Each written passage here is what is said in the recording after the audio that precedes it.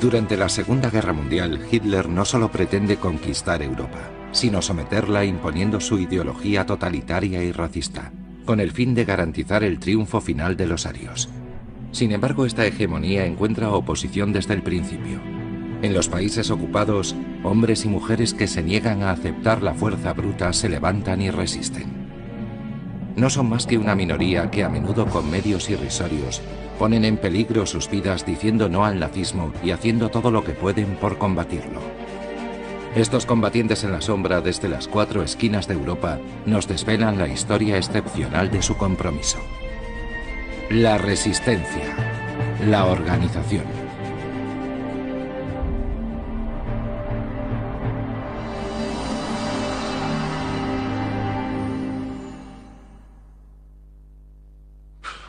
Decíamos, debemos intentar hacer algo. Nos sentíamos minúsculos en una Francia que se desmoronaba, que ya no existía.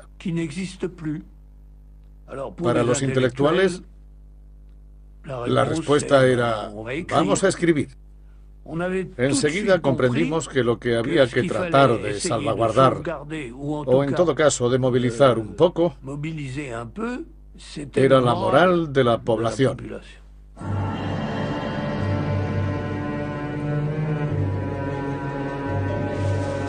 1941. Europa occidental parece que será alemana durante mucho tiempo. El porvenir parece nazi. Y la doctrina nacionalsocialista, como si fuese un virus, trata de extenderse por las diferentes capas de la sociedad. La resistencia en este país comienza por el rechazo. Resistir es ante todo no resignarse.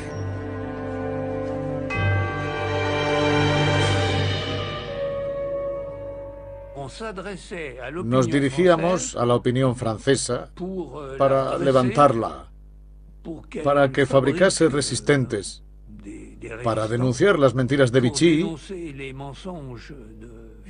o directamente de los alemanes y para dar informaciones importantes.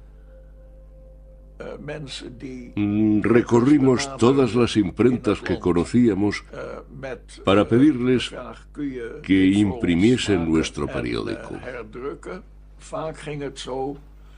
Utilizábamos matrices de cartón. Había correos que atravesaban el país. Eran, en general, estudiantes que pasaban más inadvertidos y que llevaban todo aquello a las imprentas. Los alemanes saquearon literalmente Francia. La vaciaron de contenido. Francia tenía una riqueza increíble en todos los aspectos. Agrícola, industrial, etc. Y contábamos lo que pasaba, lo que sabíamos por los amigos que teníamos en Vichy. El día de la redada del velódromo de invierno, evidentemente yo lo dije. Pero el ciudadano medio de París no sabía lo que estaba pasando. Veía un oficial alemán o un soldado alemán en la calle y ¡bah!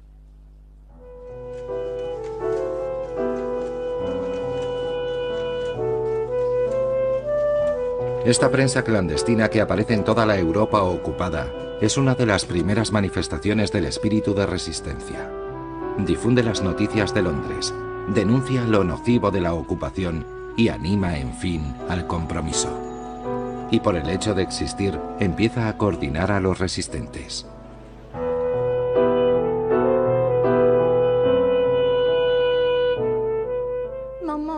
Mi madre encontró a alguien que tenía ejemplares clandestinos de Bélgica Libre y yo iba a dejarlos en los buzones de las direcciones que me decían. Todas las direcciones me las aprendía de memoria, no tenía nada escrito.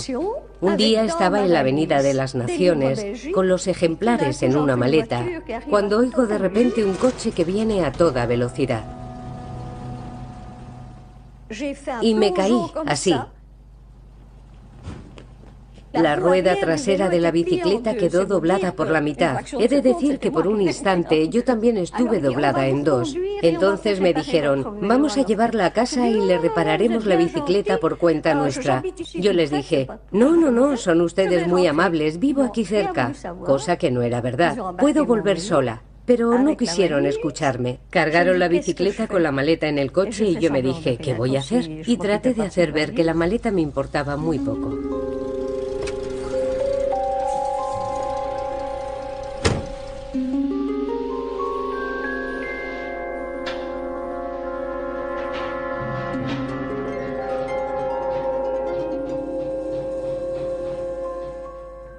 Al dueño del taller le dijeron, vendremos a pagarle mañana a mediodía. Y entonces uno de ellos me dijo, ahora vamos a llevarla con su mamá. Ya les he dicho que yo entonces parecía muy joven. Tenía 17 años, pero no representaba más de 15. Entonces le dije, no, de verdad, estoy muy cerca de casa. Pero no me hicieron caso. Decían que querían dejarme en manos de mi mamá. Así que mi madre me vio llegar con un alemán a cada lado. Yo la vi a través de la ventana y le sonreí abiertamente para intentar explicarle que todo iba bien. Pero debió llevarse un buen susto. Después se abrió la puerta y yo dije, bueno, mamá, he tenido un pequeño accidente y estos señores me han traído a casa. Le dieron un pan a mi madre y, cuando se fueron, pude relajarme un poco. No obstante, yo me preguntaba, ¿qué hago? La maleta se ha quedado en el taller. E imagínese que hace solo unos meses me enteré de que aquel hombre pertenecía a la Resistencia. Así, completamente por casualidad.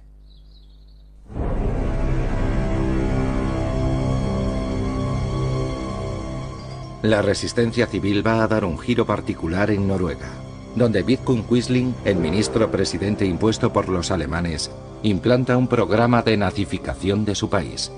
La educación es uno de sus objetivos principales. Para ello, después de crear una organización de la juventud, a principios de 1942 completa su dispositivo con la implantación de un nuevo sindicato de profesores noruegos, al que debían afiliarse todos los que impartían clases. Este sindicato debía convertirse en una organización piloto que prepararía la construcción de un Estado corporativo de tipo fascista, base de la nueva Noruega. La gran mayoría de profesores respondió con una carta en la que cada uno declaraba rechazar por razones de conciencia su adhesión al nuevo organismo. 2 o 3 semanas después, yo tenía que ir al trabajo, a la escuela. Eran las 8:30 y delante de la puerta había un noruego. Era un nazi. Me miró. ¿Estás detenido? Y yo le dije, ¿por qué? No me respondió. Me dijo, tienes 5 minutos para prepararte. Y yo le respondí, ¿para ir a dónde? No me contestó, solo tienes 5 minutos, ni uno más. En marzo de 1942, 600 profesores de la Carta de Rechazo son deportados a Kirkenes, al norte de Noruega, muy por encima del Círculo Polar Ártico. En total, 1.100 profesores noruegos son internados en campos de trabajo. Hay que recordar 2 cosas, nos dijo. La primera, cuando te encuentres con un guardia alemán, ya sea un soldado de segunda clase o un oficial, tienes que quitarte la gorra. Nos habían dado gorras y trajes de presos. Hay que quitarse la gorra a 3 pasos de él y ponérsela 5 pasos después, no más lejos. Eso hay que hacerlo. Si no lo haces, te golpearán. Otra cosa, cuando vayas al trabajo, siempre hay que estar encorvado. Si mantienes la espalda recta, te golpearán.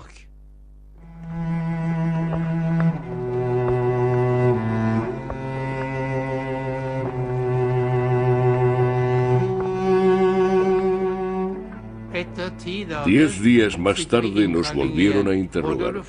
¿Mantienes tus declaraciones? La mayoría dijo que sí. Creo que había unos 12 de más edad. Fue muy duro para ellos y comprendo muy bien que, estando rotos física y psíquicamente, bajaran los brazos. Pero de todos los demás, y éramos unos 600, ninguno se doblegó.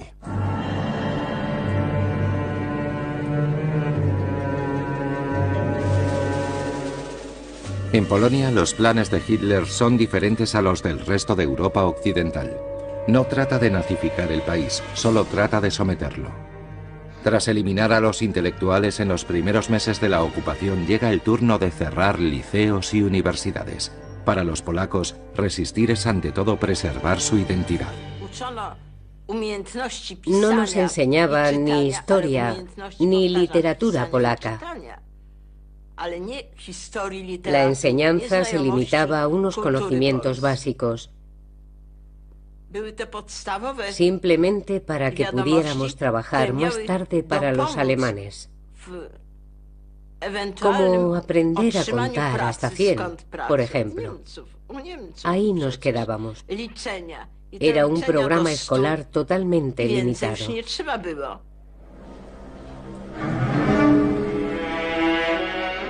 Ante ese proyecto de destrucción de su cultura, la resistencia polaca crea una red clandestina de enseñanza, las Komplety. Durante la guerra, un total de más de 100.000 alumnos van a seguir estos cursos. El éxito de las Komplety revela el compromiso de toda una nación con la resistencia civil frente a su anunciada desaparición. Nos reuníamos en casas particulares, en grupos de 6 o 7 personas. Por supuesto, teníamos cuidado de no entrar todos a la vez, para no llamar la atención, sobre todo del portero, porque a menudo los porteros recibían la visita de los alemanes, que les interrogaban. Primero llegaban las chicas y los últimos los profesores. Estaba terminantemente prohibido llevar libros. A fin de año, el profesor nos hacía un examen para asegurarse de que teníamos nivel para pasar al curso superior. Hay que tener en cuenta que gracias a estos cursos clandestinos pudimos terminar el bachillerato.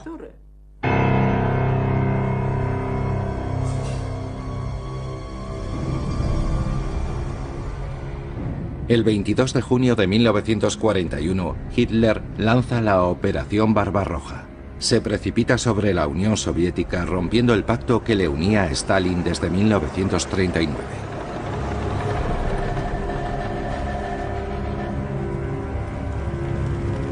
La directiva Barbarroja ordena a las tropas alemanas una total carencia de piedad. Los alemanes empezaron a disparar contra toda la columna y en cuestión de 15 o 20 minutos había quedado exterminada. A la primera ráfaga yo conseguí salir del vehículo y saltar al terraplén. Me incorporé .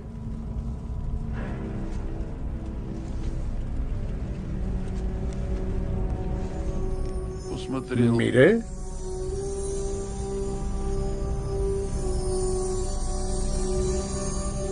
El sol brillaba y me encontré solo en el mundo. No había nadie a mi alrededor. Todo estaba en llamas. En aquella columna había cerca de 2000 hombres. 2 batallones.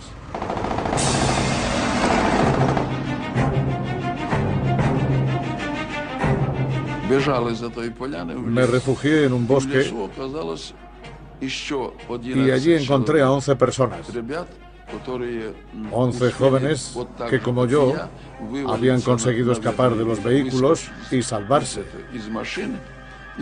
Los jóvenes se dirigieron a mí y me dijeron: camarada, ¿qué vamos a hacer? Y yo les dije: solo podemos hacer una cosa, volver a incorporarnos a nuestro ejército. Pero nada más acabar de decir eso, empezaron a disparar sobre nosotros armas automáticas, primero a mi derecha, después a mi izquierda.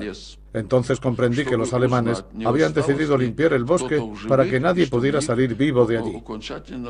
Entonces vi que por allí había juncales y que tal vez pudiéramos escondernos entre ellos.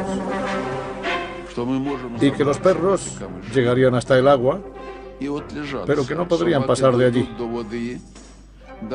Desgraciadamente, era un cálculo muy infantil.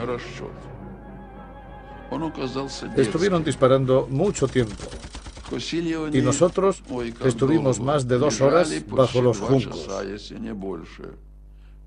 Después llegó la noche. Los alemanes ya no disparaban. Se fueron, abandonaron aquel lugar. Salimos de aquel terreno pantanoso, pero ya solo quedábamos 4. Todos los demás habían muerto.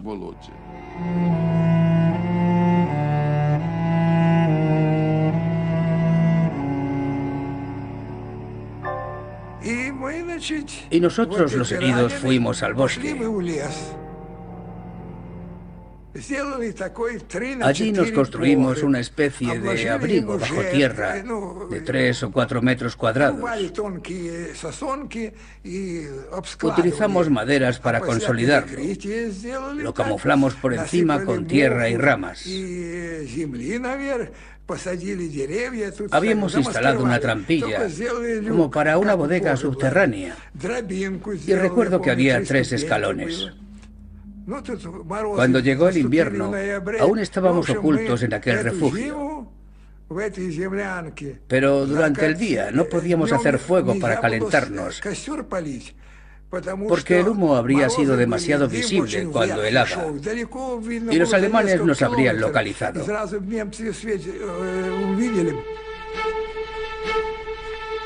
Estos escapados, estos restos del destrozado ejército rojo, perdidos en medio de las líneas enemigas, se esconden en los bosques y sobreviven como pueden. Son estos elementos dispersos los que van a constituir poco a poco el núcleo de los futuros partisanos. Pero por ahora, en este mes de junio de 1941, el rodillo alemán sigue su avance.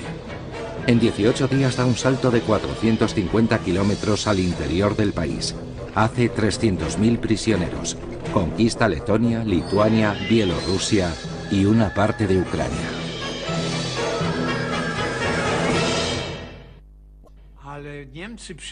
Los alemanes entraron en la ciudad y nosotros nos alegramos.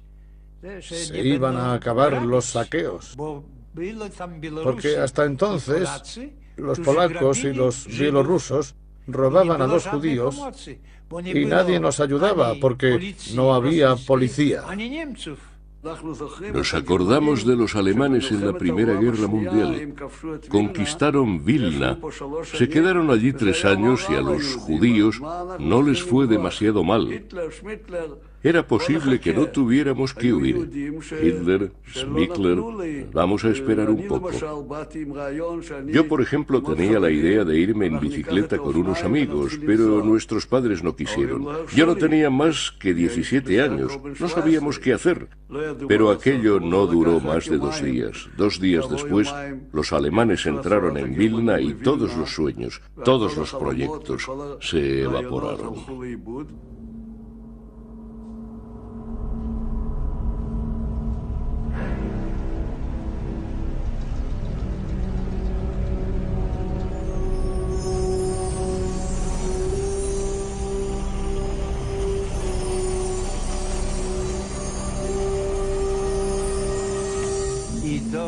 Llegaron a casa 2 oficiales, delante de nuestra casa. Eran de las SS. Lo revolvieron todo. Buscaron por todas partes y encontraron 10.000 zlotys en monedas de plata. Se llevaron los zlotys de plata, algunos relojes y otros objetos. Aquel fue nuestro primer encuentro con las SS. Y al cabo de 2 meses nos anunciaron que 1 o 2 días después nos llevarían al gueto.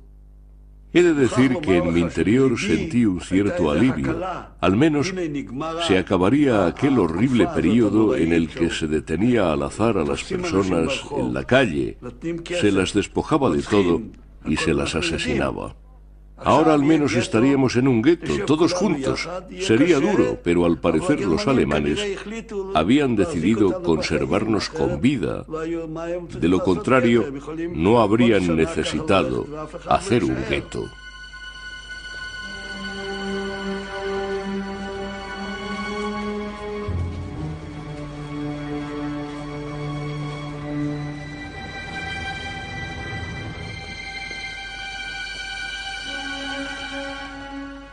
A ambos lados de la calle, en las aceras, los polacos y los lituanos contemplaban el espectáculo de los judíos caminando por el centro de la calle con sus paquetes.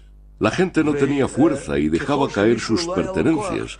Entonces, los gois, los no judíos, los polacos, los lituanos, se peleaban por recoger los paquetes o las maletas que caían. Era horrible, monstruoso.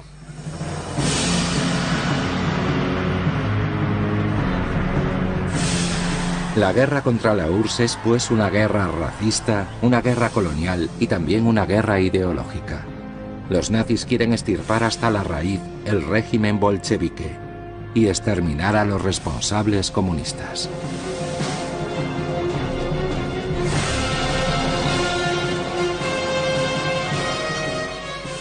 En el otoño de 1941, Hitler impone a sus estados satélites, entre ellos Hungría, Rumanía y Croacia, el pacto anti-Comintern.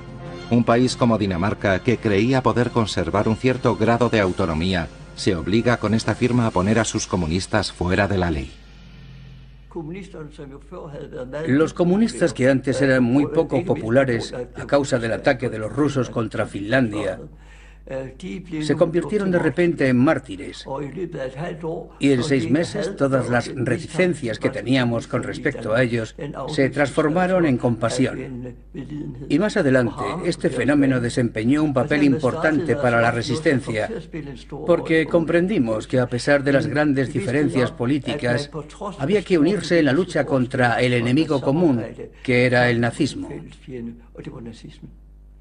En un primer momento, los jóvenes daneses, los estudiantes, salieron a la calle. Hicieron importantes manifestaciones. Después, otros jóvenes se unieron a ellos. En otoño de 1941, la ciudad de Copenhague era un hervidero. Había realmente problemas muy serios en la ciudad. Los comunistas eran muy rápidos a la hora de entrar en acción. Hay que decir que estaban acostumbrados a vivir en la clandestinidad, ya desde antes de empezar la guerra. Entonces, era para derribar nuestra democracia, pero por ello ya disponían del aparato necesario para constituir grupos de resistencia contra los alemanes, y lo hacían muy bien. Y a partir de junio de 1941, todos los partidos comunistas de Europa se activan desde el momento en que Stalin les hace un llamamiento de ayuda para que se comprometan sin tardanza en la lucha armada contra los nazis. A partir de ahora, los comunistas tienen la misión de golpear al ocupante por cualquier medio. Mi madre era comunista y se puso inmediatamente a distribuir octavillas para la resistencia, conmigo, con mi hermana Freddy y con mi hermano pequeño, que no tenían más que 6 años. Y recuerdo muy bien que en una ocasión abrió la puerta y recibió a un señor con sombrero. Nos pidió que entrásemos en la resistencia, lo que se llamaba la Gran Resistencia, con una organización militar, un comandante, subcomandantes, etc. Nos dijo, habrá que hacer sabotajes y después matar nazis. Entonces mi hermana, que tenía 15 años, dijo... Yo dije, Dios mío, yo nunca he hecho eso. Por supuesto que nunca lo había hecho, pero no era ninguna broma. Sin embargo, era algo inimaginable. Pero al mismo tiempo yo estaba de acuerdo en participar. Y la verdad es que ejercía influencia sobre nosotros. Era un tipo guapo, elegante, un caballero. Había un bosque cerca de la casa donde nos entrenábamos. Y un día vino Franz.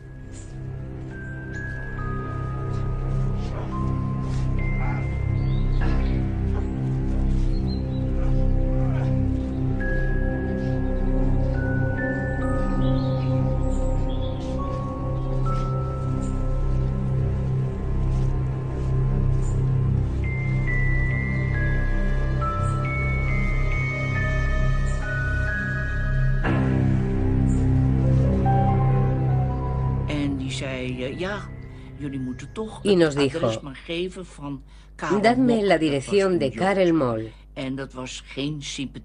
Era un judío que no nos parecía buena persona.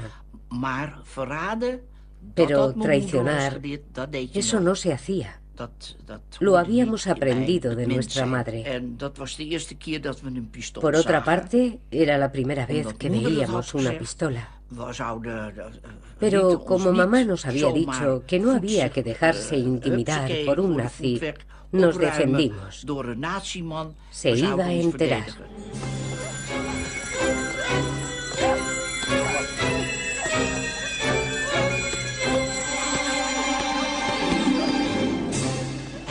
No se lo podía creer. Gritaba: «Es una prueba, es una prueba». ¿Cómo que una prueba? Eso nos puso aún más furiosas y le dimos unas cuantas patadas más. Tuvo que pedir disculpas más tarde. Aquello no estuvo bien. No se podía esperar eso de un hombre de la Resistencia. Quizás había leído demasiados libros.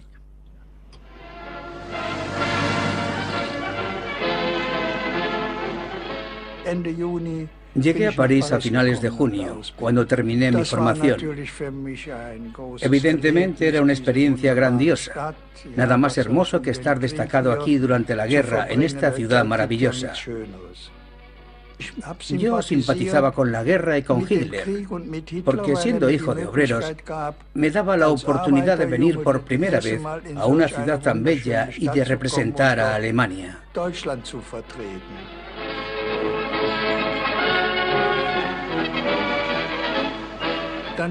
En los 15 primeros días fui al peluquero. Era un tipo muy simpático. Hablaba alemán, ya que por pura casualidad era alsaciano. Era la primera vez que alguien me hacía preguntas a las que yo no sabía responder. Por ejemplo, en el fondo, ¿qué quieren ustedes aquí en París? ¿Qué proyectos tienen? ¿Qué podía yo responder a eso? No tenía ni idea de nuestros proyectos. Yo era un simple soldado, ni siquiera lo había pensado. Después tuve un encuentro con otra persona. Como yo era un poco presumido, quería hacerme un traje en un sastre. De manera sutil y muy hábil, me incitó a reflexionar. Entonces, yo no era consciente de nada. Mucho más tarde supe que tanto el peluquero como el sastre eran miembros del Partido Comunista y, naturalmente, estaban en contacto con la Resistencia. Ellos me abrieron los ojos y tomé conciencia. Después de haber escuchado, visto y debatido un montón de cosas, me dije: finalmente, puesto que soy un soldado de la Wehrmacht, soy cómplice de una banda de criminales organizada a nivel de Estado. Después de aquella toma de conciencia política me pregunté: ¿qué hacer? No es posible. Y me dije: si tengo que morir en esta guerra, cosa que no está excluida y que puede suceder, en ese caso quiero saber por qué. Y decidí combatir a Hitler.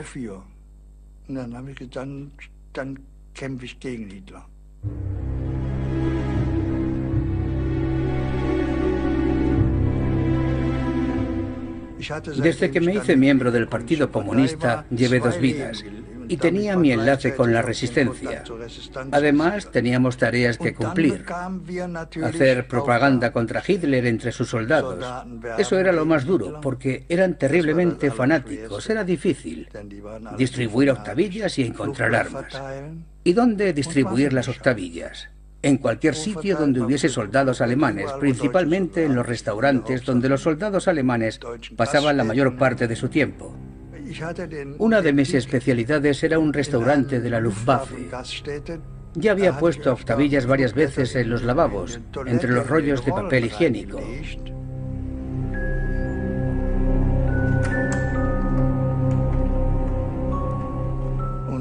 Pensé que a los soldados, cuando están en el lavabo, al tirar del papel les podía salir una octavilla, y así tenían tiempo de leerla.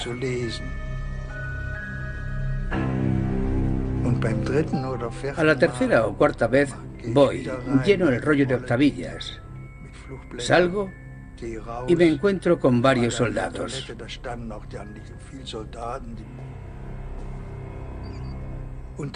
Y de repente uno de ellos Se precipita al cuarto de baño, arranca el rollo de papel higiénico, se me acerca, me coge por el cuello y me dice: «Estás detenido». Yo desenfundo la pistola y, dando un paso atrás, les mantengo a distancia. Salgo y corro por la calle. Era una calle paralela al Eliseo. Doblo una esquina, me vuelvo, no hay nadie detrás de mí. Una vez más he tenido suerte. Por supuesto, nunca volví a poner los pies en aquel restaurante.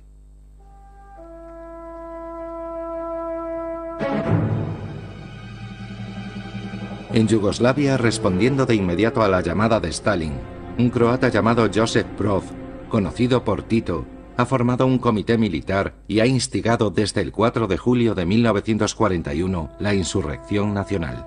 Formado en la Guerra de España y en las brigadas internacionales, Tito se va a revelar como un líder fuera de serie y emprende la lucha armada sin ninguna ayuda exterior. La única posibilidad de conseguir armas era hacer emboscadas o atacar pequeñas guarniciones. Había muertos, por supuesto. Se puede decir que para nosotros el enemigo era nuestro proveedor de armas, pero también de calzado, uniformes, etc. No había otra fuente de aprovisionamiento posible. Tito, como líder carismático, consigue reunir las diversas nacionalidades yugoslavas bajo el estandarte comunista. Y aunque la guerra de sus partisanos es una guerra de liberación, también es al mismo tiempo una guerra ideológica. En todas partes donde instala sus tropas, pone las bases de una nueva sociedad. El comité decía, por ejemplo, este campesino tiene 2 vacas, hay que dar una de ellas a los partisanos. Otro tenía 3 y tenía que dar 2. Pero el pueblo no protestaba. Al contrario, nos ayudó con muchísimo entusiasmo en el 80% de los casos. Pero, ¿por qué estaban con nosotros? Porque sus hijos eran partisanos. Después de prestar juramento me convertí en partisano y tuve la oportunidad de pronunciar el primer discurso de mi vida. Ya no recuerdo los detalles del discurso, pero sé que repetía con frecuencia: el fascismo negro ha tomado a nuestro país como rehén y tenemos que combatir contra él. En realidad yo repetía cosas que había oído a nuestros profesores durante la preparación político-militar. Estábamos muy orgullosos. Éramos jóvenes convertidos en partisanos. Habíamos recibido la boina con la estrella roja. Desde el comienzo, enseñamos a leer y escribir a un buen número de nuestros combatientes que eran analfabetos. Algunos de ellos no habían ido ni a la escuela primaria. En la época del Reino de Yugoslavia había entre un 70 y un 90% de iletrados.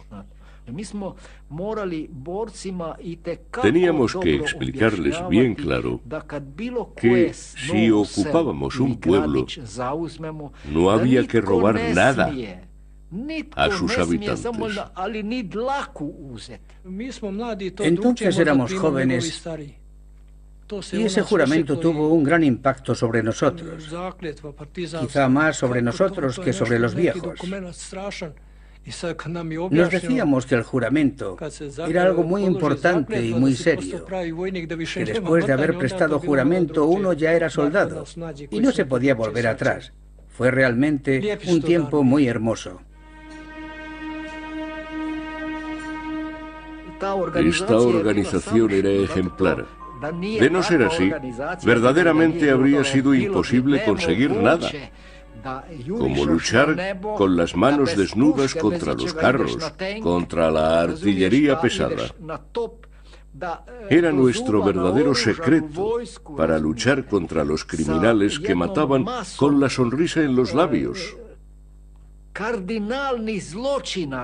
Esa fue la razón de nuestro éxito.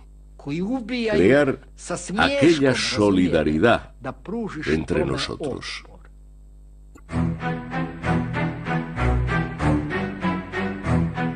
Al oeste y a partir de ahora aliado de la URSS, el Reino Unido es el único estado que ha conseguido resistir a la invasión alemana. Como es natural, se ha convertido en el refugio de los gobiernos legítimos de las naciones vencidas.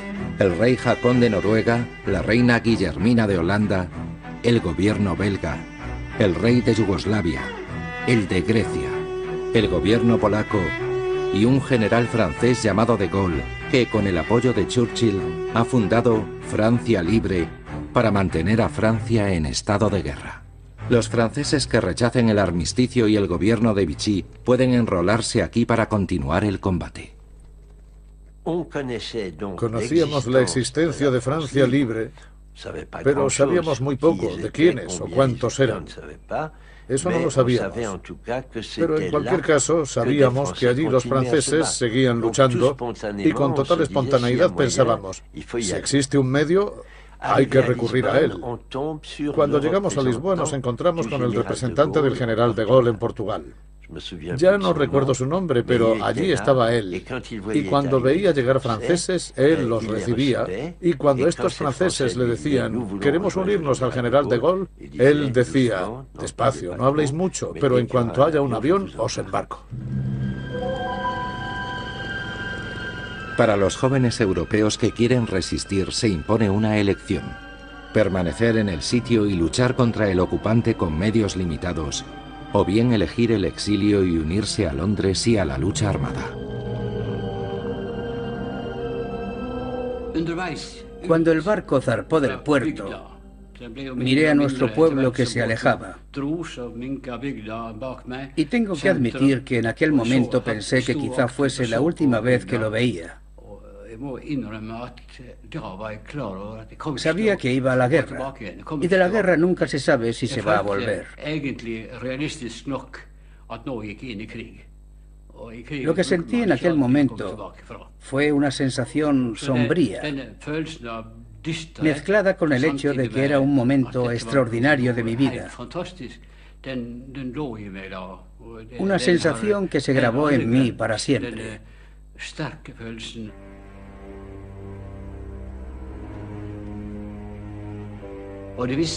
Suponíamos que nos iban a recibir con los brazos abiertos, pero primero sufrimos interrogatorios. Nos impresionó la seguridad británica. Controlaron hasta las cajas de cerillas, trocearon nuestras pastillas de jabón para ver si no había nada oculto en su interior. Nos trataron como espías en potencia, pero nosotros lo apreciamos. Era exactamente lo que esperábamos, encontrar gente despierta en este mundo, capaz de entender las amenazas, porque nosotros teníamos un gobierno que no había visto venir nada. Después nos preguntaron qué queríamos hacer. Unos escogieron la aviación, otros la marina y otros la infantería. A los ingleses les habría gustado que algunos de nosotros se quedasen directamente con ellos. Pero cuando les decíamos, como en mi caso, no, lo que yo quiero son las fuerzas francesas libres, nos decían, bueno, vamos a ver, empezaremos por examinar su situación. A mí me enviaron a Londres, a Court Gardens, donde estaba el servicio que reclutaba a los franceses que querían alistarse. Pero el SOE, es decir, el Ejecutivo de Operaciones Especiales, el servicio secreto de Churchill, necesitaba individuos francófonos.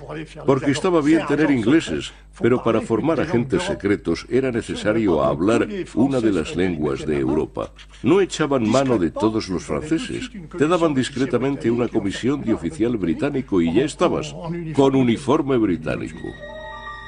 En julio de 1940, Winston Churchill había tenido la idea de crear un nuevo servicio secreto, el Ejecutivo de Operaciones Especiales, SOE, cuya misión principal era orientar la actividad de los resistentes en toda Europa para contribuir a la realización de planes de guerra. Una ayuda material, pero también humana, para hacer lo más eficaces posible a aquellas guerrillas que, según Churchill, no dejarían de desarrollarse en los países ocupados. Dijo textualmente, prender fuego a Europa. ¿Se imaginan esto en 1940? Bueno, hubo gente que le creyó.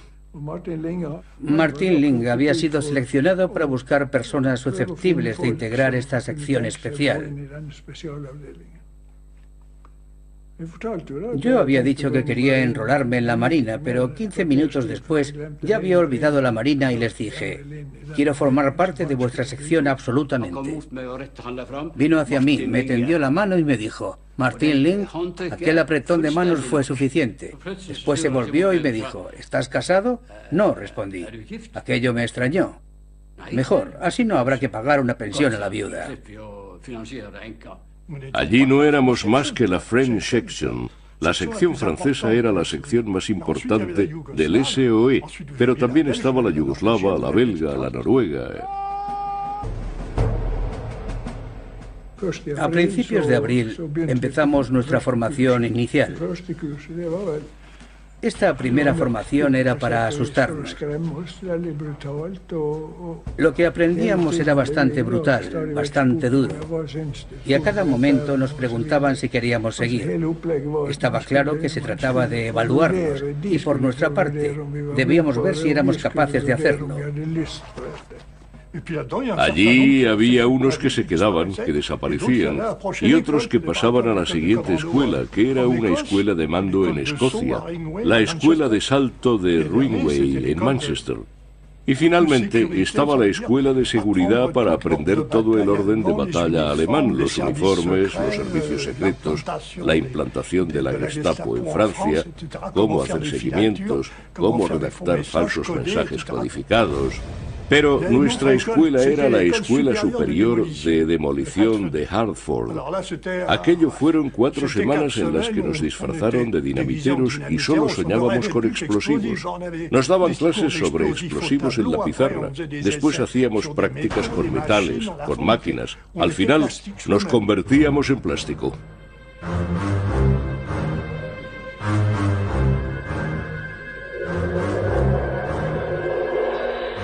En octubre de 1942, el SOE prepara por primera vez una operación de sabotaje de gran envergadura que debe apoyarse en la resistencia local. Un grupo de agentes compuesto de griegos, ingleses y neozelandeses despega hacia Grecia, ocupada por los alemanes y los italianos. Su misión: hacer saltar el viaducto de Gorgopótamos, en la línea Salónica-Atenas. Por esta vía de ferrocarril pasa el 80% del avituallamiento destinado a las fuerzas alemanas en África.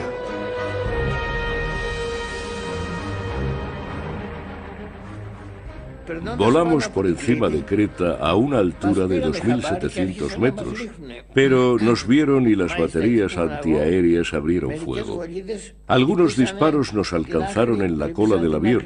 Subimos entonces a 3.600 metros y desde esa altura se veía toda Grecia, hasta las islas Jónicas, Turquía y su litoral al claro de luna. Era ciertamente un espectáculo maravilloso que siempre recordaré.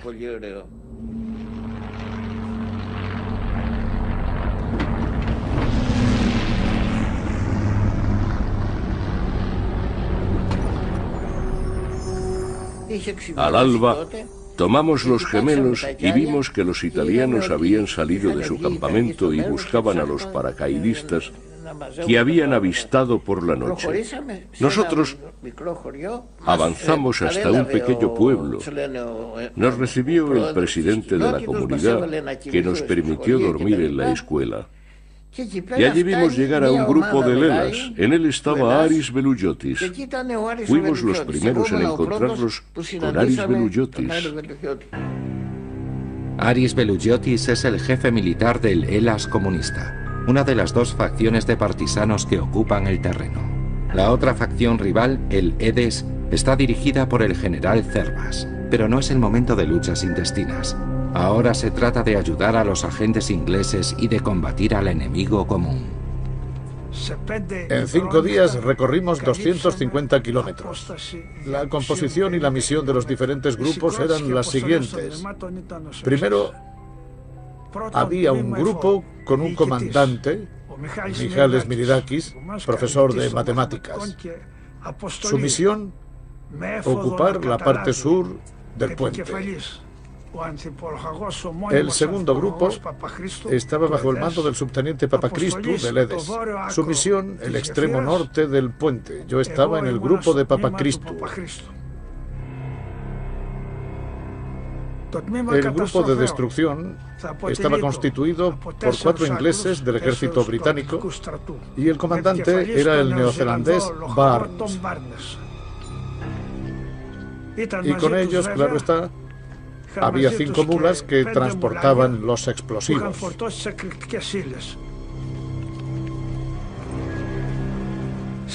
En la parte sur solo había un centinela. Los otros estaban en el puesto de guardia, durmiendo o haciendo otras cosas. Así, en 20 minutos, habíamos tomado el puesto de la parte sur. En la parte norte ocurrió lo siguiente. Aunque parezca raro, los italianos estaban en posición de combate, en un puesto donde había una ametralladora y en los puestos de apoyo avanzados.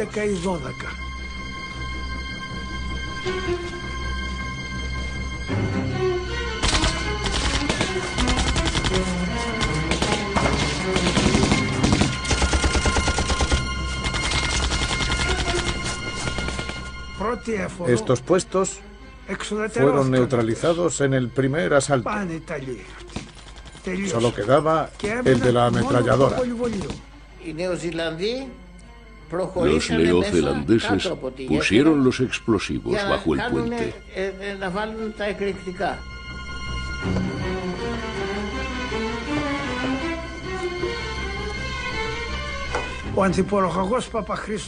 El subteniente Papachristou cambió de dirección para el asalto. Había visto cuál era el punto débil y se dirigió hacia la izquierda. Abrió la alambrada de espino y mirándonos de frente dice: tenemos una vida, vamos a darla en el Gorgopótamos. Y él solo, el primero, pasa a través de la alambrada. En el momento del asalto, el subteniente resulta herido, pero no se detiene. Lanza una granada. Vimos cómo un italiano saltaba por los aires a causa de la explosión y trataba de huir por la línea del ferrocarril. Yo estaba allí y le dije: detente. Le hablé en griego, que no sé si entendía o no, pero comprendió por los gestos que le hice.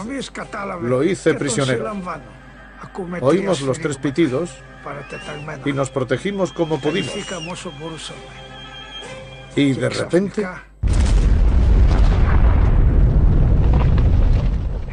pensé que la montaña se derrumbaba y nos iba a aplastar. Puedo decir que fue como un terremoto. Se veía fuego, humo. Había llamas y trozos de metal fundido que volaban resplandecientes.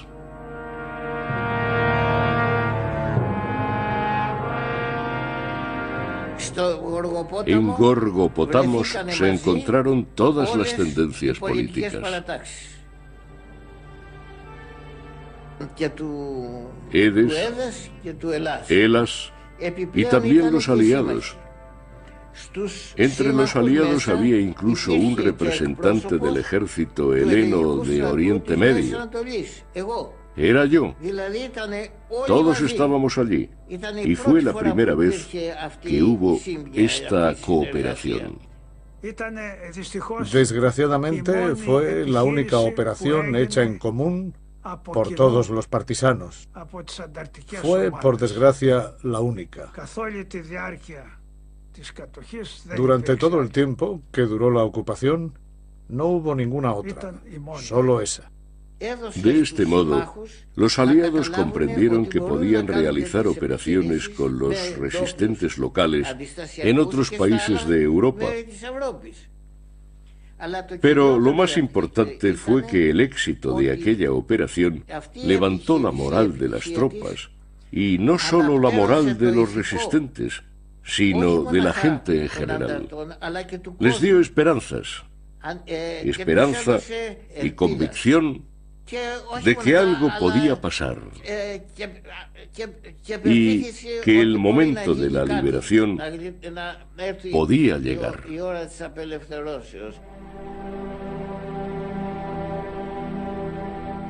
Próximo episodio: el combate. Un día me vi envuelta en una redada y les dije, hacer la guerra, pero hacer la guerra contra niños, ¿eh? ¿Y qué me respondieron? Si no quieres que te coman las chinches adultas, hay que aplastarlas con la bota cuando son jóvenes. Había una fila muy larga de gente y se oían disparos. Mi hermano y yo fuimos designados para enterrar a todos los que habían sido fusilados.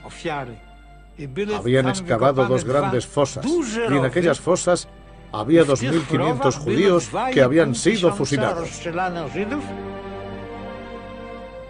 Siempre estábamos luchando contra el tiempo. ¿Quién llegará primero a coger a los niños, la Gestapo o nosotros?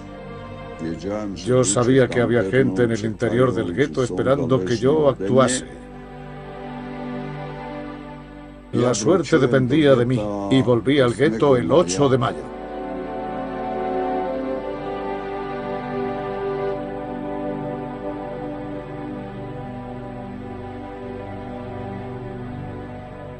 Yo siempre tenía el sentimiento de que por ser judío debía ser más heroico que los otros.